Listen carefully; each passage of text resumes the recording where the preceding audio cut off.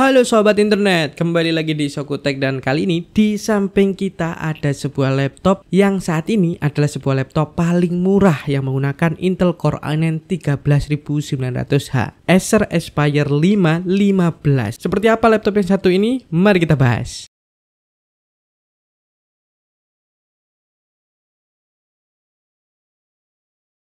Oke teman-teman, jadi untuk tipe lengkap dari laptop yang satu ini adalah Acer Aspire 5 A51558M91Y5. Waduh, panjang banget ya untuk tipenya. Dia ini secara garis besarnya dia menggunakan Intel Core i9 13900H dengan RAM 16GB dan storage 512. Nah, sebelum kita masuk lebih jauh mengenai spesifikasi dari laptop yang satu ini, kita bahas pelan-pelan dari bagian luarnya dulu, yaitu dari desain dan juga bodinya.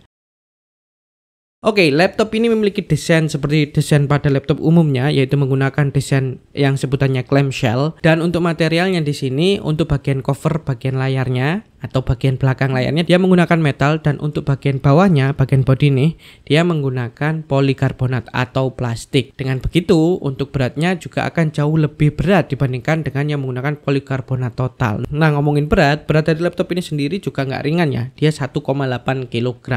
Ya, emang ini laptopnya juga menggunakan layar yang gede, jadi wajar kalau misalkan beratnya 1,8 kg dengan ketebalan 1,78 cm.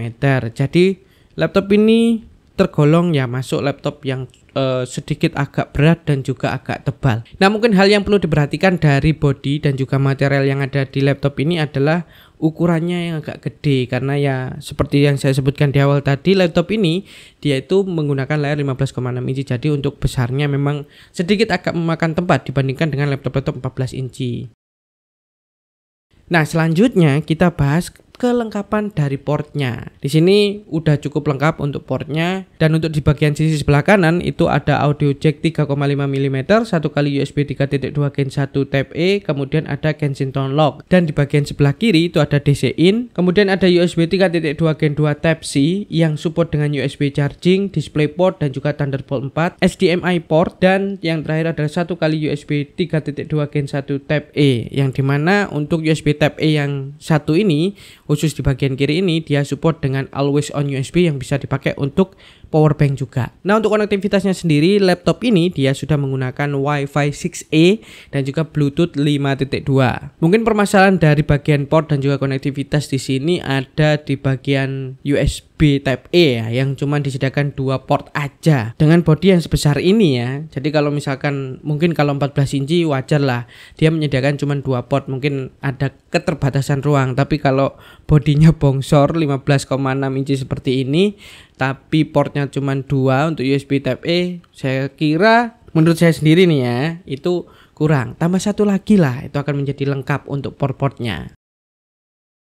Nah, kemudian beralih ke bagian keyboard dan juga touchpad. Oke, di bagian keyboard ini di sini udah ukurannya bisa disebut dengan keyboard full size, bukan full size sih, 60% ya kalau nggak salah ya.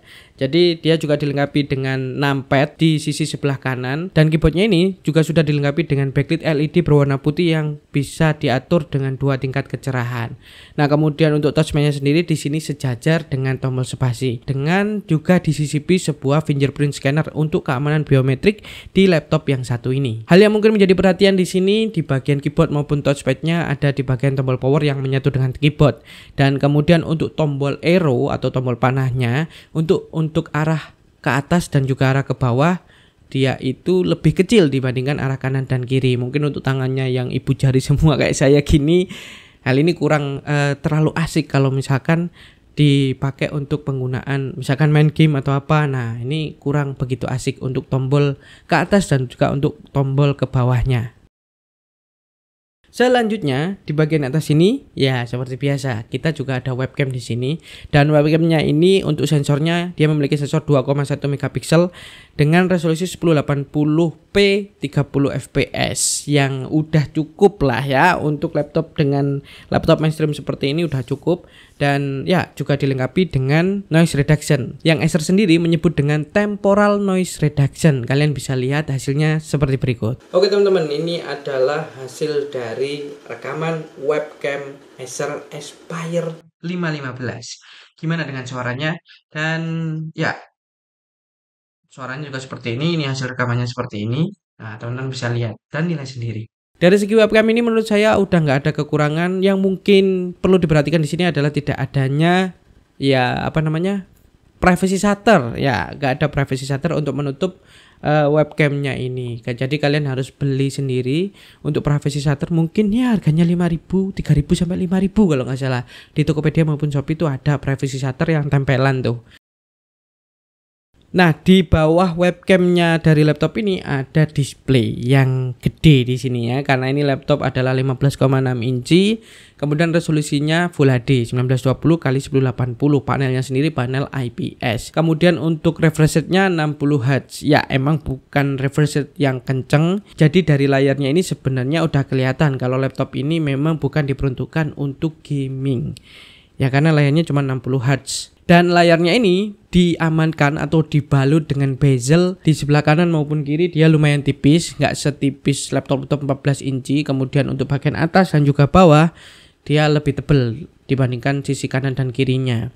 Nah, kekurangan dari layar yang satu ini selain refresh rate yang sudah saya sebutkan sebelumnya, itu ada di color gamut. Color gamutnya ini cuma 45% NTSC. Ya, sayang banget. Kalau memang diperuntukkan bukan untuk gaming, kenapa nggak langsung aja sekalian dikasih yang 100% sRGB gitu kan ya. Jadi untuk gaming juga kurang, refresh rate-nya dipakai untuk desain, color gamutnya yang kurang. Sayang banget di sini karena prosesornya udah Xiaomi. Nah, ngomongin prosesor, kita langsung nyambung aja ke spesifikasinya secara detail di sini. Untuk prosesornya sendiri dia menggunakan Intel Core i9 13900H. Ya, ini H series yang banyak banget dipakai di gaming laptop. Di mana Core i9 13900H ini dia memiliki 14 core 20 thread dengan konfigurasi 6 performance core dan 8 efisiensi core.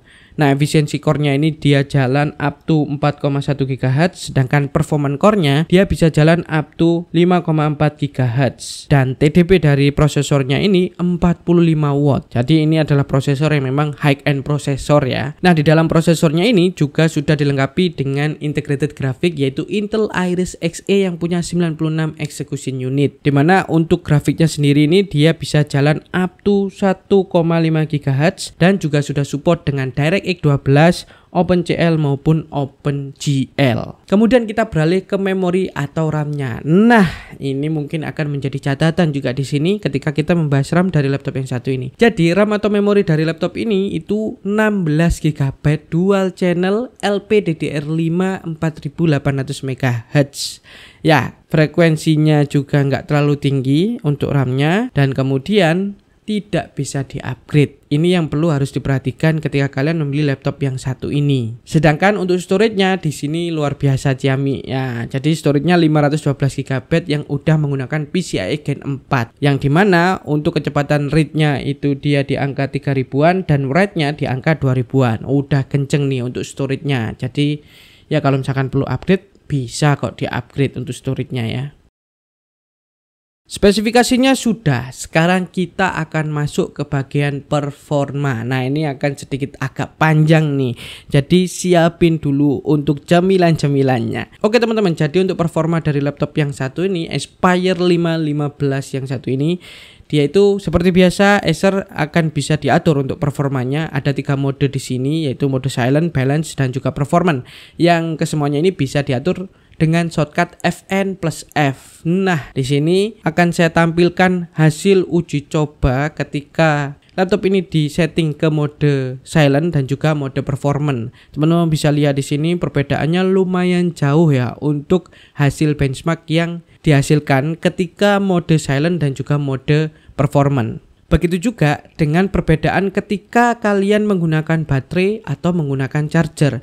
Ini sangat beda banget. Kalau teman-teman perhatikan di sini, ini adalah hasil looping R15 sebanyak 20 kali antara yang menggunakan baterai performance mode dan juga yang menggunakan charger sama-sama performance mode. Jadi luar biasa, hasilnya jauh beda banget ya. Bahkan kalau dibandingkan dengan mode silent ketika menggunakan charger, mode performa ketika menggunakan baterai dia masih ada di bawah mode silent ketika menggunakan charger. Jadi memang laptop ini sangat-sangat butuh charger untuk mendapatkan performa yang maksimal. Nah, hal ini juga bisa dibuktikan dengan lihat frekuensi CPU ketika menggunakan baterai maupun menggunakan charger, dan juga konsumsi daya dari prosesornya ini ketika menggunakan baterai maupun charger. Bisa dilihat di sini untuk average effective clock dari CPU ketika menggunakan charger maupun menggunakan baterai. Teman-teman bisa lihat ketika menggunakan charger, meskipun performance mode itu ada di bawah dari silent mode ketika menggunakan charger, dan jalan dibatasi di angka 1400 MHz. Sedangkan ketika menggunakan charger memang dia bisa memperoleh 2,8 GHz untuk performance mode dan sekitaran 1800 sampai 2000 MHz untuk silent mode. Nah, untuk konsumsi dayanya atau CPU package powernya bisa dilihat di sini.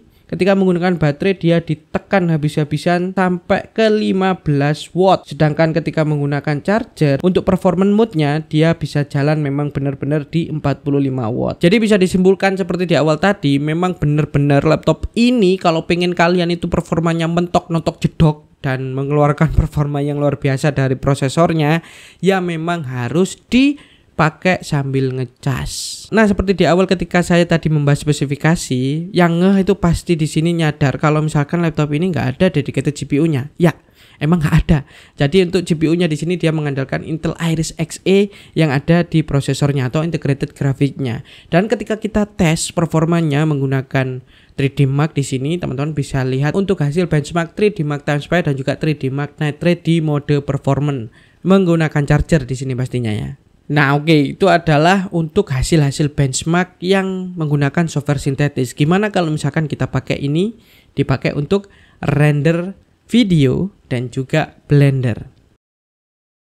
Seperti biasa untuk editing video di sini menggunakan Adobe Premiere Pro CC dengan video vertikal berdurasi 1 menit 21 detik, dan untuk render Full HD menghabiskan waktu 1 menit 42 detik. Sedangkan untuk 4K menghabiskan waktu 3 menit 57 detik. Dan ketika laptop ini digunakan di Blender, render BMW 27 membutuhkan waktu 2 menit 48 detik. Nah, dari sini sebenarnya udah kelihatan prosesor laptop ini bisa menghandle untuk editing video, meskipun itu tipis-tipis, ringan-ringan untuk konten short dan lain sebagainya itu masih bisa, sangat-sangat bisa. Dan untuk Blender juga udah cukup lumayan di sini, bisa juga.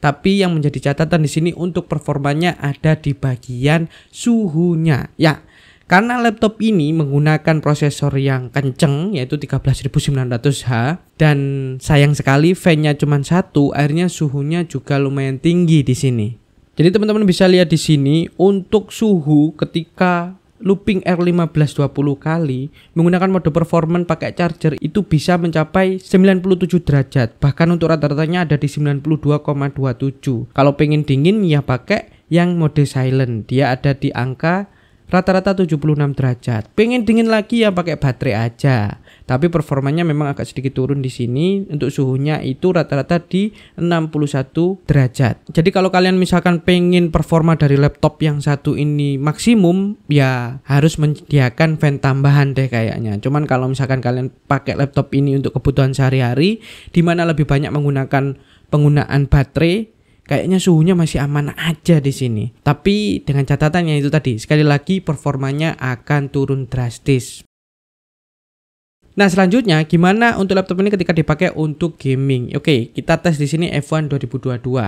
Nah, ketika kita tes di F1 2022 menjalankan benchmark di Bahrain dengan satu lap aja, dan settingannya menggunakan settingan Full HD, resolusinya dengan preset ultra low. Untuk rata-rata FPS-nya mendapatkan 62 FPS dengan minimum FPS di 51 dan maksimum FPS di 74 FPS. Jadi kalau F1 2022 udah bisa lah dijalankan di laptop yang satu ini. Gimana dengan Red Dead Redemption 2? Mari kita lihat ini.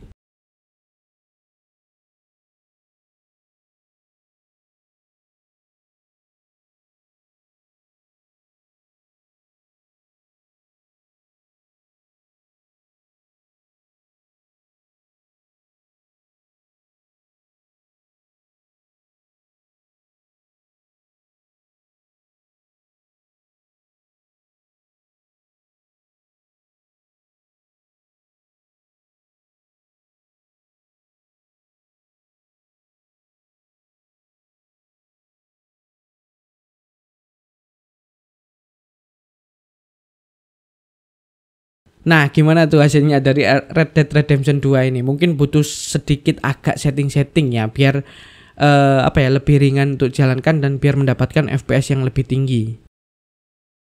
Nah, selanjutnya gimana untuk konsumsi baterai dan juga charger dari laptop yang satu ini? Oke, jadi emang karena ini dia menggunakan prosesor yang H-series yang butuh konsumsi daya yang tinggi, makanya baterai dari laptop ini secara spesifikasi yang tertulis yaitu 50 watt hour. Tapi ketika kita lihat baterai reportnya, di sini tertulis 53 watt hour. Jadi lebih gede sedikit ya dari klaim spesifikasinya. Dan untuk jenis baterainya itu lithium ion dengan 3 sel baterai. Nah, untuk chargernya sendiri di sini dia menggunakan charger 90 watt yang ya ini sama dengan laptop yang kemarin kita bahas yaitu HP, di mana chargernya ini antara colokan dan juga adapter terpisah. Ya, mungkin ada sebagian yang suka dengan seperti ini, ada sebagian yang mungkin lebih baik yang ya udah colokan sama adapter jadi satu seperti milik Asus, Lenovo itu kan jadi satu.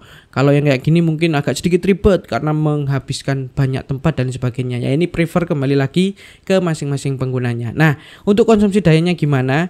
Jadi ketika saya play video playback di sini, video HDR, dan kemudian saya setting untuk brightness-nya 50%, volumenya 50%, ternyata untuk baterainya ini bisa bertahan sampai 5 jaman teman-teman untuk video playback ya. Jadi dan ini konektivitasnya mati semuanya, untuk wifi mati dan lain sebagainya mati.